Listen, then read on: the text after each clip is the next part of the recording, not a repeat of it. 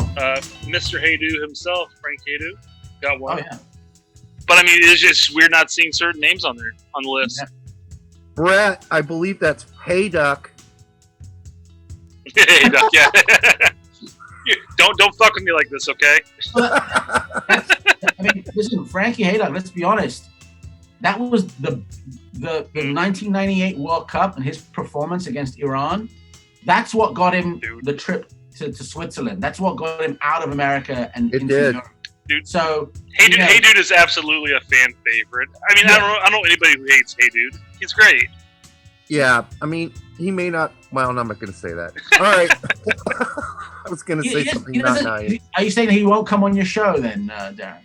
No, we probably have a good shot at Frankie. Yeah. Actually, yeah, we've been in and around. We've interviewed people who know him and are close to him, so we probably could get him on the show. How many times do you ask someone to come on your show before you just say, "Okay, forget it"? Is it? I think I asked Lawless. I asked Alexi twice. Yeah, and I gave up. I think Ives was one. Yep, Ives dissed us. And Picol. Rafa Picol. Oh, Picol left us hanging day of interview. Yeah. Back when he was like 18. When he was over at Cagliari, I think it was. Was that? Yeah, you can't depend on an 18-year-old to show up for a phone interview. This is before Zoom and all the things. What were we using? Skype at the time? Yeah. I was like that. I would do 3 times. I literally say, okay, 3 times, and if he said no 3 times, like then I moved it to 2, and then I said I don't give a shit, just 1. And then if you cancel on me, depending on who you are, I just don't bother anymore. Like I got 2 people that canceled on me that I thought, all right, they're worth another shot because it wasn't their fault. But I've had people like some really major interviews like go very, very sort of enthusiastic, like, yeah, can't wait, let's do it. Thursday, blah, blah, blah, this and that. And then Thursday rolls around and it's like, sorry. I'm like, okay, give me anything. Lie to me, give me an excuse. I'm like, yeah, sorry, I just can't do it. I'm like, okay. And then it's 85 degrees outside. I want to go lay by the pool. Yeah, I mean, it's like, and the thing about us, Brett and Derek and I, we genuinely like to talk to people. If you think about it, you're not a people person. No, I mean, listen, I don't know if you're a people person, but I've known you guys for a while, right? And whatever sort of you put out there, it's fantastic stuff. But all of us, we like to talk to people. We do. Yeah. Like it doesn't matter. Like I'll walk, when the LA Galaxy are playing, and I'll talk to the guys selling the kettle corn. Like, hey, how's it going? What do you have? What is this? How'd you get into kettle corn? Do you do kettle corn and hot dogs? And people around me are like, why do you talk to people? And I'm like, because I genuinely want to know how this guy got into the kettle corn business, right? And I'm not putting him down. I just want to know because it's interesting. Everyone has a story. And I would love to learn how to make kettle corn popcorn. That shit is fucking delicious. I asked him. Crack cocaine. Yeah, no, I asked him, how'd you make it? He goes, well, I put it in here. And then the guy figured out, like, oh crap, he's got to start actually selling it. You got to talk.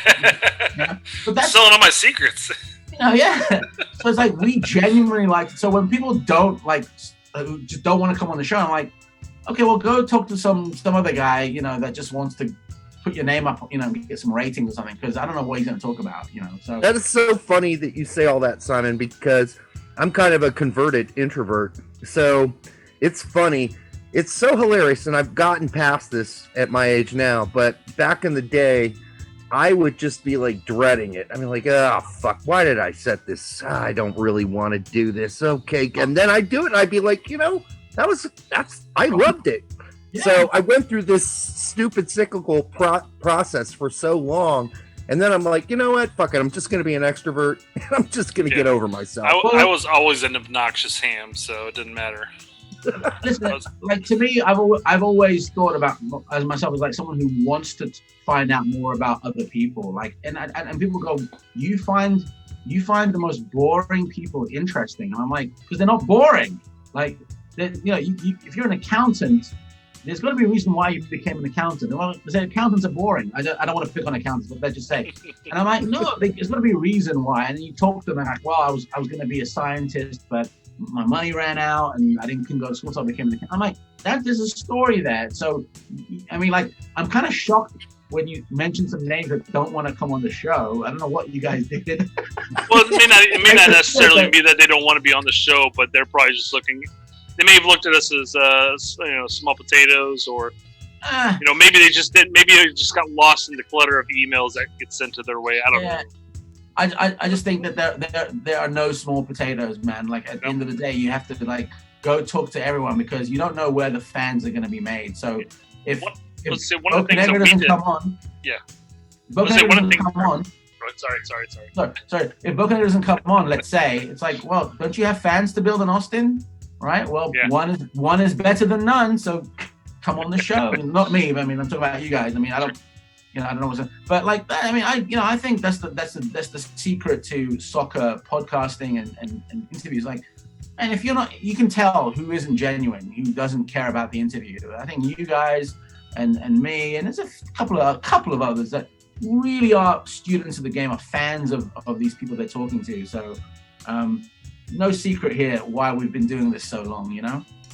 One of the things that we did early on is we had a segment where we interviewed a fan and a supporters group of every single MLS team at the time.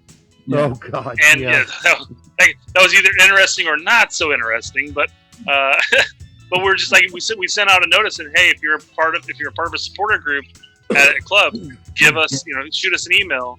We'd love to chat with you guys. And I guarantee you we got a large number of fans just from reaching out to not even a streaming population, not a podcast population, but just normal people out there, just talking to people, Yeah, it doesn't matter if you're a fan, if you're the guy selling kettle corn, if you're the manager of the club, or if you're the GM. You know what I mean? Everyone's got a story to tell. So I think, that's like I get people to email me. They say, "Well, can you help me out with my podcast?" I'm like, "Well, how long have you been doing?" Because no, I'm just starting it. I'm like, "Oh crap! All right, well, tell you what. Do you genuinely like to talk to people?" And they're like, "Not really." I'm like, "Okay, you can't do this then." Reach back to me in about a year. Yeah. I like the level of existentialism we're getting into here because, from the kettle corn guy all the way up to the guy running the team. Can I ask you guys a question that I think I want to get a zillion emails from the listeners? Yeah, go for it. Okay. So when's the next World Cup? Men's. That's not the question. 2022. 2022. Yeah, I don't want to put you on the spot. Is this a trick question? It's a trick question. Is it really? Is the Matrix? No, listen. Do you think the U.S. national team's going to make it? Yes or no? Yes. Yes. They made it too easy. Brett, you? Yeah, I said yes. Absolutely. Okay. All right. Good to know. That's it? Well, what's funny about that is I see so many articles saying, like, Is Gio Reyna going to be the star that's going to win it for the United States in 2026? Like, what about 2022 first? I just don't. First off, I don't think they're going to make it. I don't think they're going to get there. Oh. And number two, if and here's the sort of the rub. If it does happen, it's you're done. Group stages. Simon, I'm a Chicago Fire fan, so I'm a the glass is half full kind of guy. So I always assume we're going to win it. Yeah. Wow. How can you be a glass half full guy as a Chicago Fire fan? It's always half empty. I look every preseason. I look and go, this could be the team. This could be the team that gets us back into the playoffs. No, not this year. Not this year. Okay. Brett, Next year, that's going to be the team that's going to get. Okay, not that team either. Jeez. Brett, that team. No, that means you're delusional, Brett. That's what that means. I'm drunk 90% of the time. Okay, Simon. Let me ask you this, Simon. Yeah. So, qualifying, the way it's been arranged, has made it even easier for us to qualify now. It would be very sad, right? Who's beating us? I mean, Mexico, and who? Who else is beating us out of that? Okay, well, listen. I just put it out there, Garrett, right? But did you expect to lose to Trinidad and Tobago the last cycle? No, but that's not happening again. And I hate making this argument because I hate making excuses for that turnout. But it did require a perfect storm of results. Like literally, we had to lose a game, and then everybody else had to win the game. Their last game for us not to qualify. Odds of that, Mexico losing and Panama winning. And it was just like, what a ridiculous turn of events that was. But it did happen because we lost it. But hold on, Brett.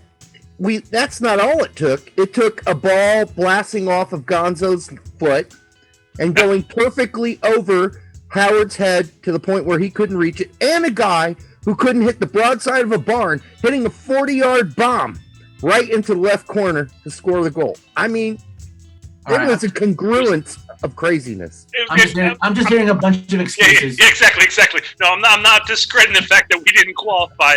That team played like crap throughout the entire cycle. There were some quality games. There were some really extremely poor games. That's true. But quite frankly, that going into that last game, I had zero concern because I'm like, even if we lose, it requires a crazy string of games to occur for us to not qualify.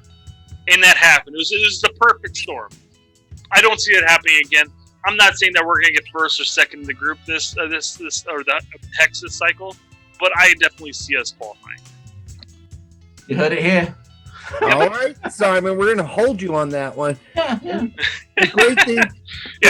Well, I was wrong. Okay. I mean, USA will make it to the next one after that. No problem.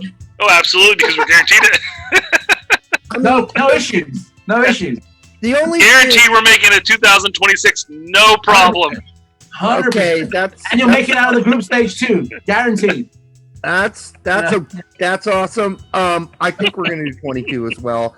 But I get it. We're really young, so there could be, some issues there. I see us as young and hungry. That's what I see. By the way, gentlemen, we have done 10 segments, so let's do one final more. Okay.